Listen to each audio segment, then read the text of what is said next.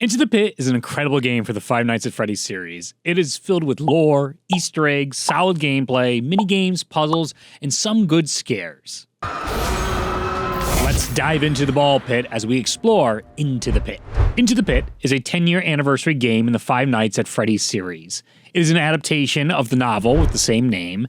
As a longtime lurker in the FNAF series, this game was on my radar after I enjoyed Security Breach and the DLC of Ruin so much. Its different art style and gameplay vaguely reminded me of pixel horror games of the past, and the first time I saw the trailer, it made me want to play the game. So I was absolutely delighted when MegaCat Studios sent me a review code for Into the Pit. Now, this is going to be my review of Into the Pit, and also more or less my thoughts, reaction to the game itself. The very first thing I noticed was the absolute love poured into this game for fans of the series, in addition to competent game design throughout. I think one of the most important factors in judging any game is answering the obvious and simple question, is the game good? I believe that Into the Pit is a strong yes. The game tells a cohesive narrative that you don't need 10 years of background understanding to enjoy, unlike modern MCU movies at the time of writing this. Without that weight, the game is much more palatable to common audiences. But that is not to say that old fans have been abandoned. Truly, it's the complete opposite. The more hardcore a fan you are, the more you feel rewarded by this new installment. I tip my hat to MegaCat Studios for pulling off one of the hardest tricks to do in the modern era. That is, being able to satisfy both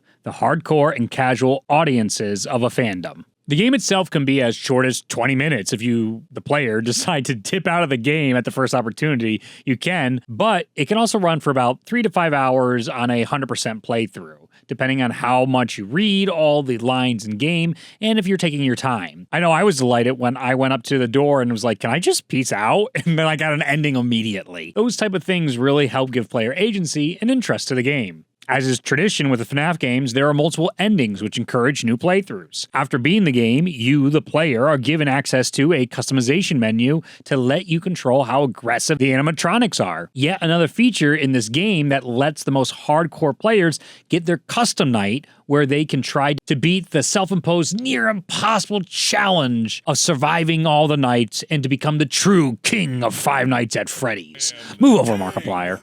As a general summary of Into the Pit, we play as a boy named Oswald that is in a dying town that he really is having a tough time with. He wants to leave, but his father can't find a way to actually justify leaving despite him falling on hard times when the local mill closed. Oswald is having to stay at a local pizza restaurant after school while his dad works extra hours, and it gets to him and makes him upset. And so one time when his dad is late to picking him up, he goes to try and teach him a lesson by hiding in the closed-off ball pit area to make him think that he went missing. When he goes in, Oswald finds himself in a completely another world. Is it memories? Is it time travel? Is it some other type of sci-fi element? I have no idea, but the theorists surely have a say about it. Regardless, Oswald has the time of his life at this party scene of 1985 Fred Bear's Diner, or whatever this is lore-wise.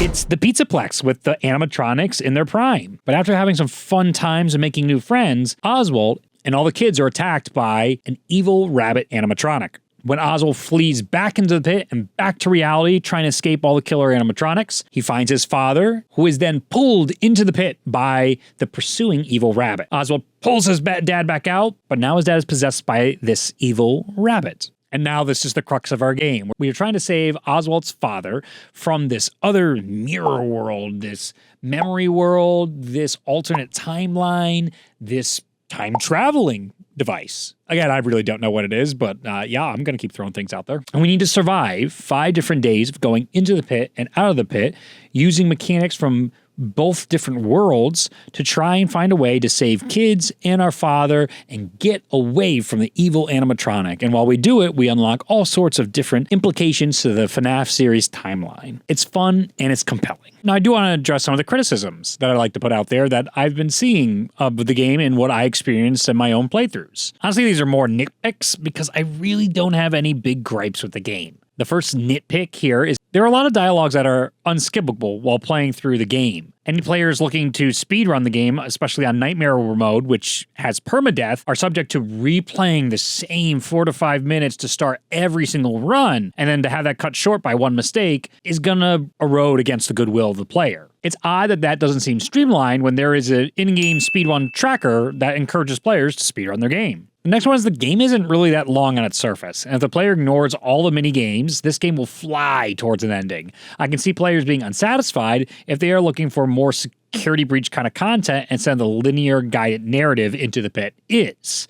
It's not an open world, it's not something that you go explore this comprehensive pizzaplex like we did in Security Breach. Instead, it's a much more condensed, cohesive story that is filled to the brim with Easter eggs, with a strong narrative, in an easy-to-understand gameplay loop. Speaking of the minigames, I think there is criticism, I think it's on the weaker side, but that the minigames artificially increase the playtime of the game. I don't agree with that because I was able to play through most of them with ease and get all the bonuses for the secret ending in like less than 50 minutes max if I got stuck on one of the games. I'm not saying that like, oh, it's so impressive how fast I went through it. It more shows that even somebody casually who also can't stand platformers, one of the games is a platformer, you can do this in plenty of time, and it's not going to make the game time run artificially long, and you're not going to get frustrated by a grind fest if you want all the endings that you have to do all these mini games. Everything is very casual in the way it is built and really allows players that want it, that extra difficulty to seek it out for themselves. I think unanimously the current worst feature in the game is having to click the gumball machine a ridiculous number of times. I've seen people say it's 50 times, 90 times. People thought you could only click it at certain points in the story, which was not true. I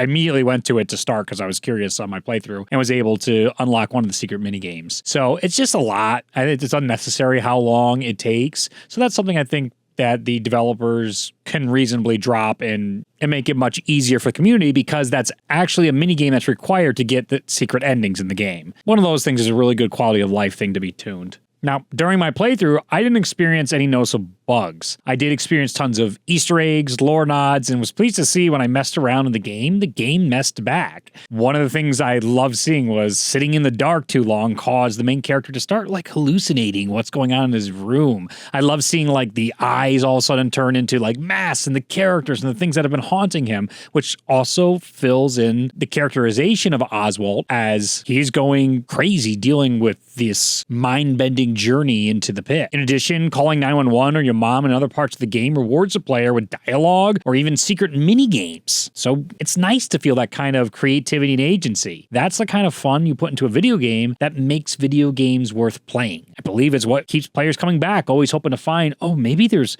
some other number to dial. Oh, maybe there's something else to do. Obviously in the era before data mine. And I haven't even touched on the art style yet. Another delight to me was seeing the different art style introduced to the Five Nights at Freddy's universe. There really isn't too many games that I'm playing lately that are in this 16-bit animated style, along with some really interesting animated cutscenes that help bring and tie the whole story to life. The entire art style delivery of the game calls into question what is real and what isn't. From the very loading screen, we're choosing our options and playing on a TV, just like the first Five Nights at Freddy's games, which are considered to be games inside the canon of the world according to Help Wanted 2 VR. The art style could be telling us that this is playing a person who is playing a literal video game inside a video game, which is getting a little meta. But that doesn't mean what happened in the game didn't actually happen inside the canon of the FNAF universe. It's very possible that whatever's going on in this video game could be paralleled or close to what's actually going on in the real series, because so many of these mini games tell us the true story of what's going on in FNAF. And that's how we end up down the Map Pat rabbit hole, which I'm not going to do. I'll happily leave that to the rest of the FNAF lore community to unpack. They are excellent on it and have a good 10 years of understanding on me, so please go check with the experts if you really want to dig into that FNAF lore. That's something that I think I'll see a lot of casual players do if they do pick up this game, play through it the first time, and if they don't feel that need to go find those endings for themselves, going online, looking up those endings, and then finding the theorists out there that then explain them is what's going to be the pipeline for this game. And then that enhances the community because it gets the dialogues going. I know, quote-unquote, scary games, as this is not on the hard spectrum of scary games, but it's still scarier for the most casual of gamers. Can be a really big commitment because a lot of people don't like scary games or to be scared. But there are a ton of people that love learning about scary games. It's a weird dichotomy that you see. Players would rather watch and read about a scary game than have to be forced to play it themselves, which kind of gets into the whole button pressing thing, which you can check into my video essay about pressing or not pressing a button in video games and what that does to you psychologically. But back on track, I must point out, it was FNAF 3 and its minigames that told a secret story of what was actually going on in the Five Nights at Freddy's world that finally got me on that hook for the Five Nights at Freddy's series. Seeing new version of these mini games inside this game gave me the same chills I got back in the day, which was wonderful nostalgia. There is something special about that true 2D horror that continues to grow my interest in the Five Nights at Freddy's series.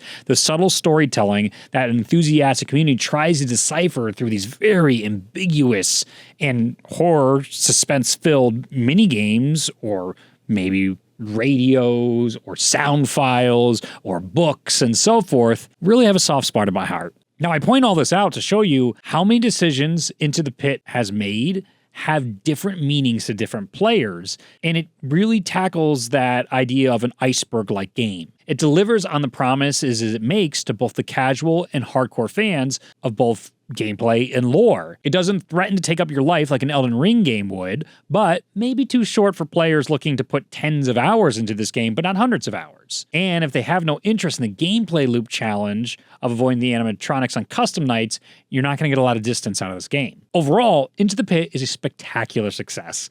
I applaud Mega Cat Studios for the addition to the series. After the poor reception of the launch of Security Breach, I'm so happy to see the FNAF community have a bunch of wins with Help Wanted 2, the FNAF movie, and now Into the Pit. I eagerly wait what's coming next in the series. I never thought FNAF would be as strong as it has ever been 10 years later after the fact, but it is. Congrats to Scott and all the creatives that made this possible. It's been a really special experience, and I loved Into the Pit.